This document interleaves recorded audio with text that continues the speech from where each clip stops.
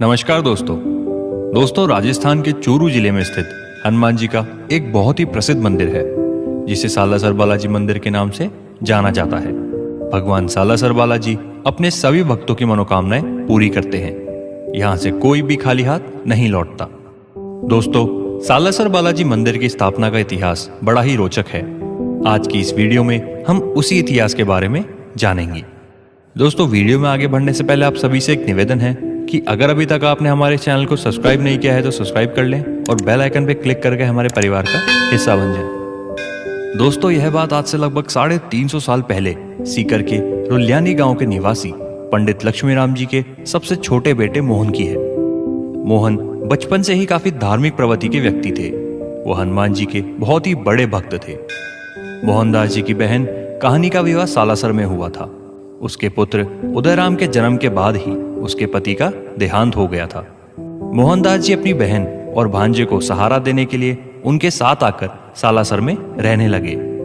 धीरे धीरे समय बीतता गया। अब उनका भांजा बड़ा हो गया था और अब उसका विवाह भी हो चुका था। एक दिन पंडित उदयराम और पंडित मोहनदास खेत में हल जोत रहे थे। मोहनदास की पकड़ कुल्हाड़ी से अपने आप छूट रही थी और कुल्हाड़ी उनके हाथ से बार बार गिर रही थी। उन्होंने इसके बारे में उदयराम को बताया। पंडित मोहनदास इसको आध्यात्मिकता से जोड़ के देख रहे थे। उनको लग रहा था कि यह उनके प्रभु हनुमान जी की लीला है। उदयराम ने यह बात अपनी माता कानी बाई को बताई। कानी बाई को अपने भाई की चिंता होने लगी। वह नहीं चाहती थी कि वह आध्यात्मिकता के रास्ते पर जाकर दुनिया से अलग हो जाए। उन्होंने उनकी शादी के लिए कन्याओं का चयन करना शुरू कर दिया। जब कानी बाई कन्या के घर शगुन लेकर जा रही थी, तभी पंडित मोहनदास जी ने एक भविष्यवाणी की। उन्होंने कहा कि जिस कन्या के घर शगुन जा रहा है उसकी मृत्यु हो जाएगी। उनका कहा हुआ यह वाक्य एकदम सत्य हुआ। उसके बाद पंडित मोहनदास जी को सभी लोग एक साधु के रूप में देखने लगे। फिर मोहनदास जी अपने प्रभु हनुमान जी की भक्ति में लीन हो गए। एक दिन वह अपनी बहन कानीबाई के साथ भोजन कर रहे थे। तभी दरवाजे पर एक आवाज सुनाई दी, अलग। कानी जैसे ही भिक्षुक को भोजन देने के लिए बाहर गई, वो वहां से गायब हो गए। ये बात कानीबाई ने आकर अपने भाई को बताई। ये सुन पंडित मोहनदास को पूर्णतः विश्वास हो गया कि वह उनके प्रभु हनुमान जी थे। वो नंगे पैर बाहर की ओर भागे और उन्हें जगह जगह खोजते रहे, परंतु वह नहीं मिले।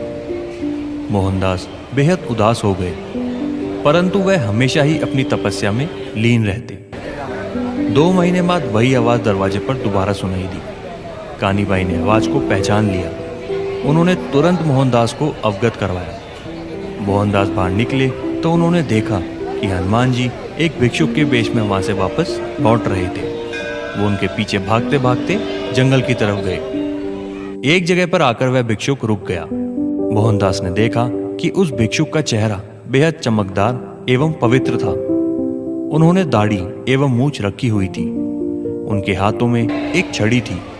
भिक्षुक भेष में हनुमान जी ने उनसे पूछा, तुम्हें क्या चाहिए भक्त? मोहनदास समझ गए थे कि यह उनकी परीक्षा है। वह उनके चरणों में गिर गए। उन्होंने कहा, हे प्रभु, मैं संतुष्ट एवं खुश हूं। मुझे किसी वर की इच्छा नहीं है। मोहनदास ने उनसे आग्रह किया कि वे उनके साथ उनके घर चले। हनुमान जी ने उनके इस आग्रह को स्वीकार किया। उन्होंने उनके घर जाकर भोजन किया। वह एक अछूत चारपाई पर विश्राम किया। उसके बाद हनुमान जी गायब हो गए। मोहनदास चाहते थे कि हनुमान जी एक पल भी उनसे दूर ना हो। उन्होंने हनुमान जी से रोज दर्शन की आग्रह भी किया।